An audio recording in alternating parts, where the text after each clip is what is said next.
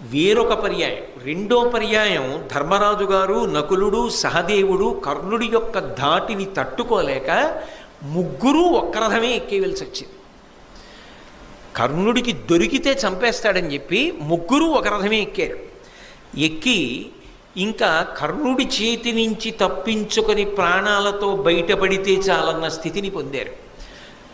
కుంతీదేవికి ఇచ్చినటువంటి మాట జ్ఞాపకానికి వచ్చి రెండో మాట దొరికిన ధర్మరాజుని, నకులుణ్ణి, సహదేవుణ్ణి మాత్రం చంపలేదు, కానీ చంపేసినంత పని చేశాడు.